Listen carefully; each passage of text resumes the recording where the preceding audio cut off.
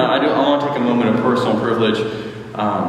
We have worked really diligently as a staff for the last 6 to 9 months to get pretty far out in planning for worship. The sermons now are planned 6 to 12 months in advance, which is an accomplishment that I'd love to say as a pastor that's all my accomplishment, but it's really shared among the staff and the leadership for getting the church to that point.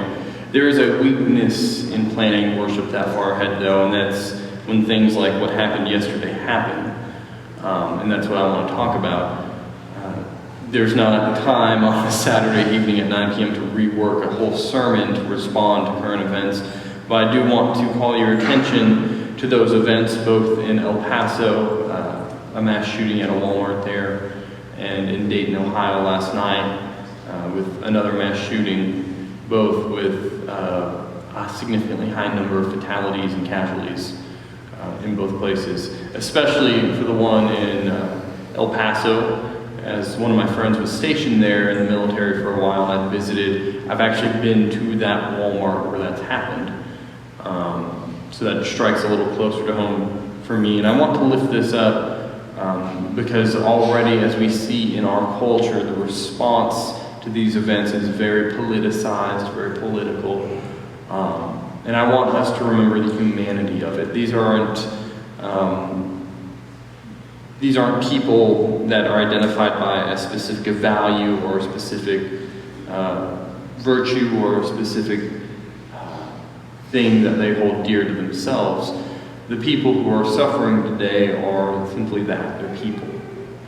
And whereas for a lot of us this is going to be a passing headline in the news that consumes our attention for a little while, and then will be quickly pushed out by something else that happens in our life, whether it's something local or another thing nationally, or something that happens in the government, or something that happens in our own personal lives.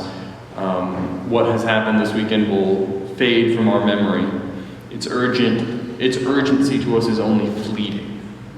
But I want us to remember, for the people it affects, the people of El Paso, the people of Dayton, this is an event that is going to be lifelong in its effect on them. And that's something that we as people of faith can't let escape from our understanding. It's not going to be pushed out by the next local event that happens. It's not a headline that's going to fade away when something else more interesting comes up in their personal life. It's something that they're going to have to live with day in and day out. They're going to go home, and home's going to be different now for them. So I want to call you to two things. First, as a pastor, I call you to prayer, not an empty, hollow prayer, but one where we remember the hard reality that they face now daily because of these things that have happened. It's not a fleeting prayer that we offer in worship or once or twice in our lives, but I want us to earnestly this week commit to remembering them in prayer daily. Two, I want to guide that prayer for you specifically. I want you to pray for God to show you ways to respond to what's happened. There's got to be, as people, face something more than an empty prayer every now and then. And I know that God's Spirit moves among us to call us to some sort of action in some way. So God leads you to volunteer in somehow. God leads you to give in some way for that. God leads you to reach out, to mail a card, to do something. I want you as people of faith to be open to however God's Spirit might lead you to respond. But I want you to intentionally invite that Spirit to lead you in your prayers this week. So that's how I want us, how I'm going to respond, to how I want everyone to respond to what's happened both in El Paso and Ohio this weekend. So with that, we'll transition from my ad-libbing monologue about tragic events in the country to the actual prepared sermon for the week. If you have any questions about that, or just want to sit and talk about that or any other events, please feel free to reach out to me this week. My contacts are in the bulletin. The office is open most weekdays 9 to noon, so just feel free to reach out and visit with me. I'd love to talk to you about any of that. So this month, we laid out the sermon series for August several months ago, and we picked a specific sermon series that's a little near and dear to my heart. We're going to be talking about faith and science for the month of August. And there's a specific reason why we're going to do this. It's because in our culture, these two things seem very opposed to each other. They're almost in mutually exclusive camps. We have this view that faith and people of faith are just plain bad at science. They don't know it, it's not a value they hold, it's something they don't care about. And then the opposite can be said for people of science, that they are people who lack faith and compassion and understanding. So our culture paints this very stark black and white picture that you're either a bleeding heart, emotional, faithful person that lacks any functional common sense and understanding, or you're a rigid scientific person that never asks why and doesn't care about human emotion and feeling, thinking only logically. And as always, the middle is where reality tends to lie. And we're going to be talking about this divide between faith and science this month. And I want to introduce the topic this week by letting you know this isn't a divide that is new in the Western world by any means. It's a divide that goes way back, even at the very start of the Methodist movement. You have John Wesley, who was the quote-unquote father of Methodism. And he was locked in a contentious debate about faith and science back in the 1700s, so we don't really argue about anything new. We just kind of churn the arguments around all the time. And he was debating this with a person at Oxford. And in one of his letters, one of his remarks to this individual, he said, "Let us now unite those long too divided. Let us unite faith and vital piety." Or let us unite knowledge and vital piety. Knowledge and vital piety. It is such a catchy phrase in talking about the relationship of faith and science that my own alma mater, Texas Wesleyan, adopted that as their school motto. But then to be fancy, they wrote it in Latin. Let us unite those two long divided faith, or knowledge and vital piety. Let us unite the black and the white and realize that truth lies somewhere in the middle. We often approach this issue in such a divided way because our culture is really a divided culture. We like to root for one team or the other, and we like to feel like we belong to that team. And that colors a lot of our discussions in our society about things that matter, like how we view faith and how we view science. And a really great way to illustrate this is looking at this passage in Psalm 104. Here we have in Psalm 104 a language about creation that's echoed in the book of Job too. This language of God raising up the mountains. It's also a language of God lowering the valleys, and I think the most powerful one, God stopping the sea. Here he says God set boundaries for the sea, and the sea rolls in and stops there. I like the language Job uses a little bit better because Job makes it a little more dramatic, because drama is really all that Job's life is about at that point. And God says to Job from the whirlwind, "The sea will go this far and no farther." God tries to say that sometimes to the river down west of town, and sometimes, like us, it listens, other times it doesn't.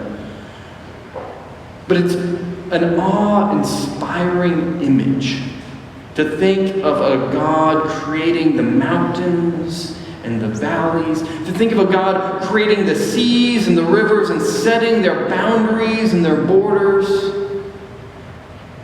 It's a really powerful image, this idea of creation. It's awe-inspiring. It's like when you step outside, if you've ever been out in the country, and you see the creation before you laid out. You listen to the birds chirping. You see the dew gathering on the leaves, and it's a cool, crisp morning. Or you drive the roads of the north in the fall, and the leaves are a million different colors. have that feeling of awe. You step back and you look at it and you think, this is amazing.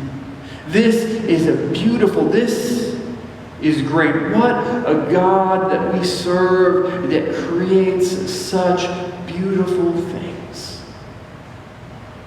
It's an idea of a majestic God marrying both power and grace in His creation. But then there's another way of looking at that same creation where you ask, how, in fact, did God raise the mountains? How, in fact, did God lower the valleys? How did He stop the waters or create the morning dew on the leaves? Or how did the birds have music? Or how did the leaves change color into a million different shades?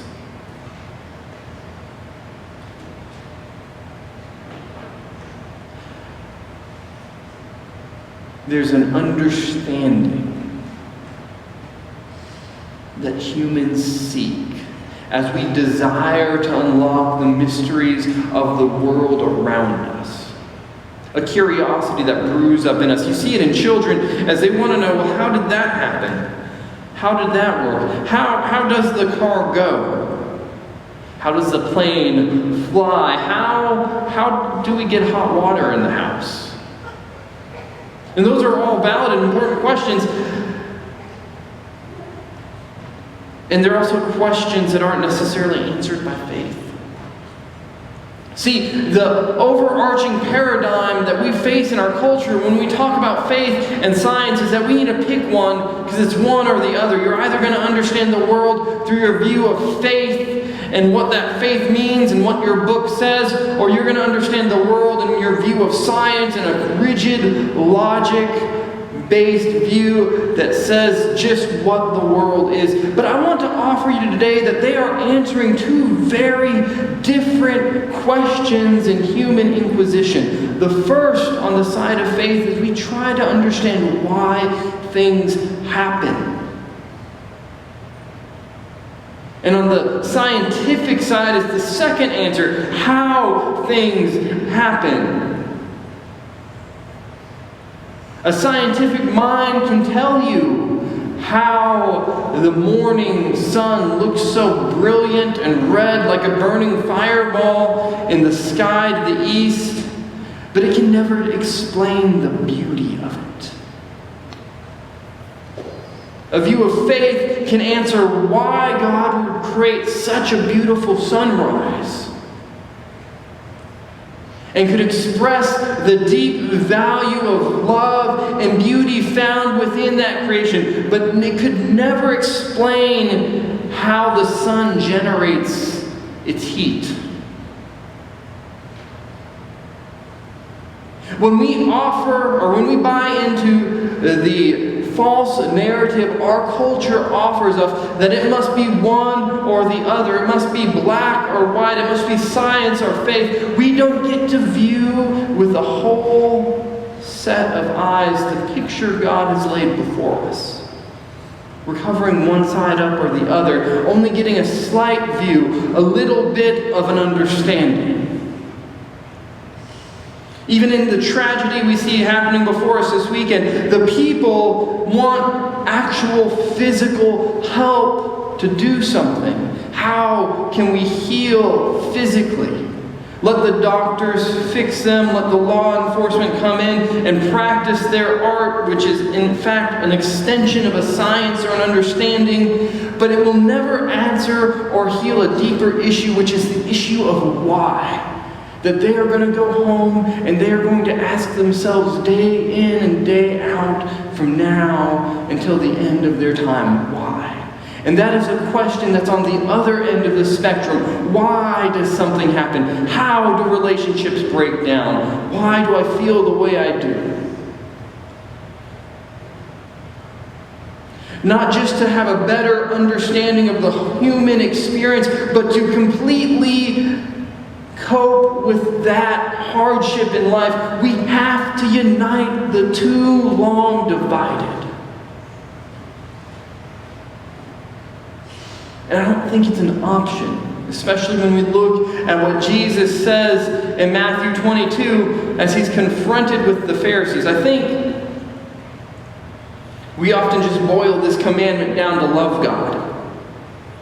And we move on. We like to simplify it too much. But he specifically outlines how we're to love God as the Pharisees are putting him to this question. What is the greatest commandment? The commandment is to love the Lord your God with all of your heart, with all of your soul, and with all of your mind. With all of your heart, with all of your soul, with all of your mind. That's a lot harder than it sounds. Because in a culture that tries to push us one way or the other, it's really easy to love God with all of our heart, to sing His praises, to come to worship and have this grand experience of the Spirit of God moving within us, and then to see the world and not care one bit how it works. On the other end, it's very easy to get wrapped up in the how and wanting to know more and more about how the world works, how things are processed, how life does what it does, without connecting it to something bigger, without drawing that line back to something more. And when we give way to the temptation to be one or the other and not both, we fail to love God completely with our heart, with our soul, and with our mind. We fail to see the whole picture because we like just one little corner of it. And that's the challenge we face in our culture.